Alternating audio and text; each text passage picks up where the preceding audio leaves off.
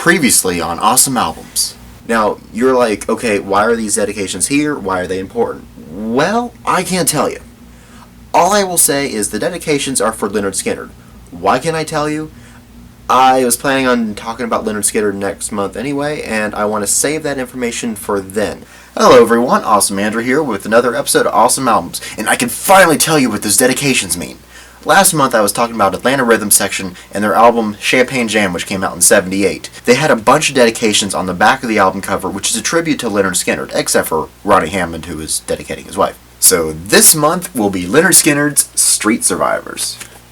It's funny that I wanted to do an American album in July to celebrate the 4th of July, even though it's late July when you guys are watching this. Anyway, who is more iconic of an American band than Lynyrd Skynyrd?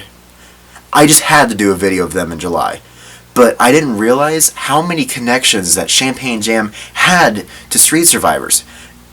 It just worked out so well. Alright, so I have a lot of information to say in this video, so brace yourselves. I'm going to throw so much stuff at you at once, so I just want you to be prepared. I'm going to kill two birds with one stone here and introduce the band while also showing the gatefold. Leon Wilkeson on bass. Alan Collins plays guitar. On lead vocals is Ronnie Van Zant. Gary Rossington, which acts as another guitar player. Artemis Pyle on drums. Artemis also appears on Champagne Jam, which I talked about last month. If you haven't watched Champagne Jam yet, I encourage you to check that out. Steve Gaines on lead guitar and backup vocals, although he does take over lead vocals on a couple songs, which I'll talk about in a few minutes. Billy Powell plays keyboards. And lastly, I want to talk about the Honkettes. The Honkettes are female backup singers. The Honkettes consist of JoJo Billingsley, that name should sound familiar, Cassie Gaines, which is Steve Gaines' older sister, and Leslie Hawkins. Wow, that's a lot of names I threw out at once. I mean, 10 people, and that's not even counting the rest of the crew. Alright, now it's time for the history part of the video. The album was actually recorded twice, once with Tom Dowd at the helm of Criteria Studios in Florida, and then at Studio One in Doraville, Georgia, just 5 months later. Hey, that's where ARS is from. The Criteria Studios version was used for the initial release of the album, and then in March 2008, the album was reissued with alternative versions of most of the songs. Most of the differences are minor. The only big difference is on the song That Smell, which is a little bit slower and a little bit longer, and also a couple additional songs, which I'll tack those on at the end of this video.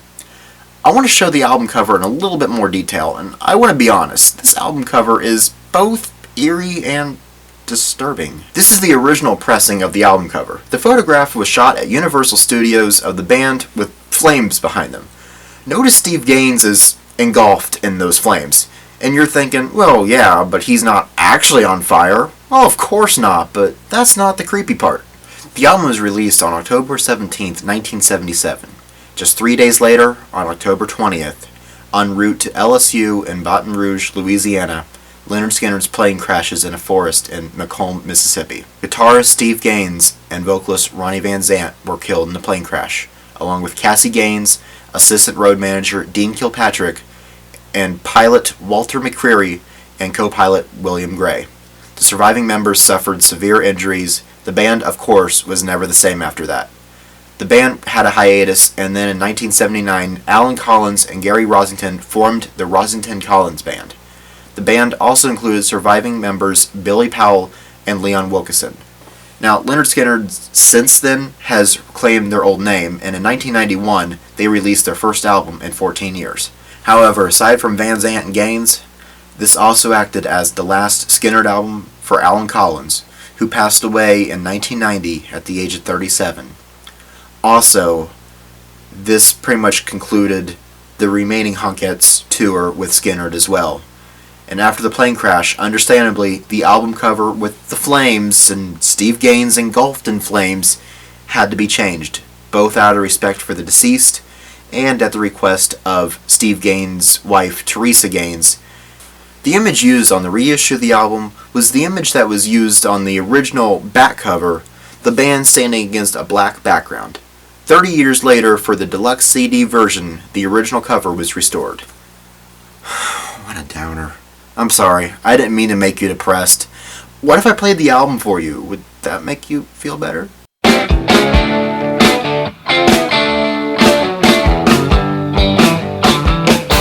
Contrary to what the first line says, it doesn't take place in Boise, Idaho. The original line was, "It's 8 o'clock and boys, it's time to go." The line was changed to Boise, Idaho when Ronnie realized that his younger brother, Donnie Van Zant, and his band 38 Special were starting its first national tour in that city.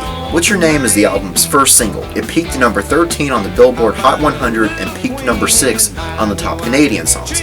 The lyrics depict the true story of the band drinking at their hotel bar during a tour when one of their roadies gets into a fight. The band got kicked out of the bar but went next door to another room to order champagne. Van Zant and Rosington wrote the song one night when they were in Miami with Steve Cropper and producer Tom Dowd. Cropper, the guitarist for Stax Records band Booker T and the MGs, gave them some ideas. One more thing about the song is the music video.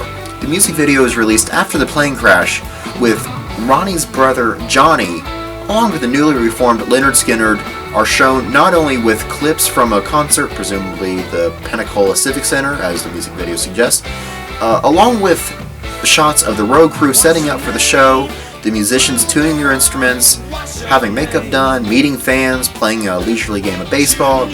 The end of the video shows a hat similar to Ronnie's trademark hat can be seen atop a microphone stand as a tribute to him. That is how you make a music video. The very first time I heard the song, I had to laugh. The song made me think of whenever my dad passed gas. And then I go with the band of, "Ooh, that smell. Can't you smell that smell? The smell of death surrounds you." Well, I learned that that's obviously not what the song's about. No, actually it's quite darker than a fart song. At the time the song was written, the band had been drinking and doing many different drugs. Van Zant said he started drinking heavily to relieve the pressure of performing in front of large audiences. Van Zant's inspiration for the song was increasingly reckless indulgences of the band members, culminating into the single evening when Gary Rosington got drunk and high and crashed his new car in an oak tree in Jacksonville, Florida. Van Zant was then inspired to write a song as a warning about the consequences of careless overuse of drugs and alcohol. The band fined Rosington $5,000 for holding up the tour, and after that the band made an effort to stay sober on this tour, and drugs and alcohol were banned in the dressing rooms. I find that a little odd because when the plane went down, Van Zant was drunk and refused to wear his seatbelt. That's what caused that blow to the head, which unfortunately took him. And that was Ronnie's famous whistle, which he learned to whistle very loud to call the dogs when he went hunting. Ronnie Van Zant said, "I had a creepy feeling things were going against us, so I thought I'd write a morbid song as a warning. The lyrics caution that tomorrow might not be here for you and that the smell of death surrounds you." Well, the lyrics were quite accurate, as 3 days later, Pete died. One More Time was interesting because it was actually a recording from the 1971 Muscle Shoals demo and was not re-recorded for this album. So the band lineup was different in the song, not featuring Steve Gaines, Leon Wilkeson, and Artemis Pyle, and instead featuring Ed King on guitar, Greg Walker on bass, and Ricky Medlock on drums and backing vocals, as well as Tim Smith and Leslie Hawkins on backing vocals. Well, since Leslie Hawkins is in this song, that means this is one of those songs that features the Hunkettes. The other one being That Smell, which you just heard, is pretty obvious. Female backup singers is in that song. The song is about a man who repeatedly goes back to the same woman who hurts him, and he can't resist coming back. However, in the last verse, things change where, "Well, it's her turn to cry, and I'm headed down that old road. She lost her free ride." he finally stands up for himself and leaves her.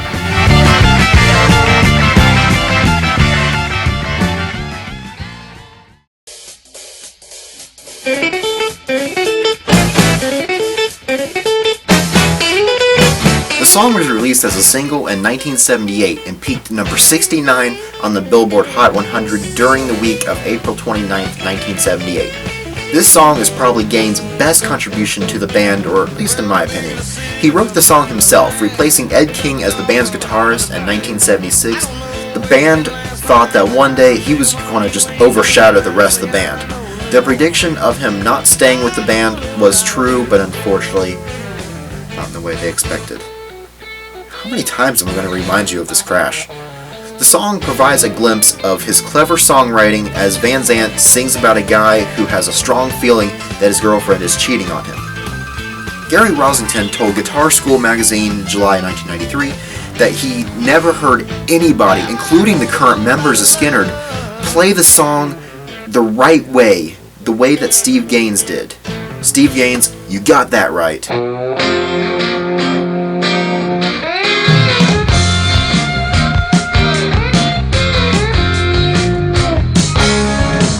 You Got That Right is a great song from Skynyrd, and unfortunately it is heavily underrated.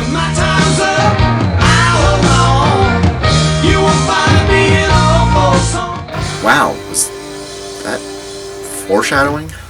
Oof.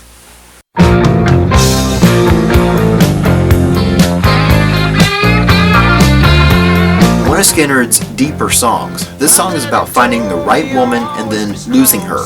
In the first verse, Ronnie Van Zant sings that his father told him to be strong, not to cry, and to move on quick. He can't do it because he found the right woman and now she's gone.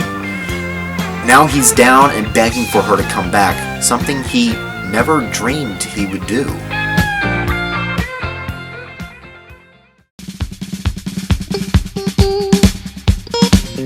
On the reissue of Street Survivors, this song is accompanied with a song with Ronnie's alternative autobiographical vocal take entitled Jacksonville Kid, which is believed to be the last vocal he ever recorded.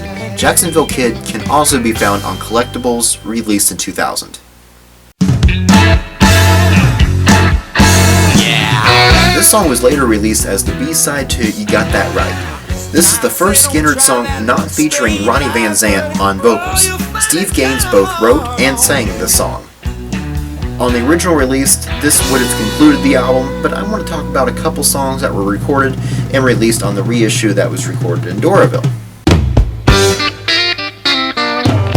The first song is Georgia Peaches. The lyrics are pretty straightforward. The song seems to be about prostitutes in Georgia, which love to take all your money.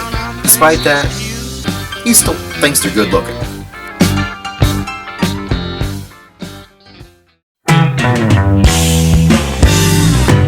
Both Sweet Little Missy and Georgia Peaches can be found on Legend, released in 1987, as well as, of course, the reissue of Street Survivors. And what a great album that was. That album peaked at number 5. At first, it only achieved gold, which is 500,000 copies, which, don't get me wrong, that's still a lot.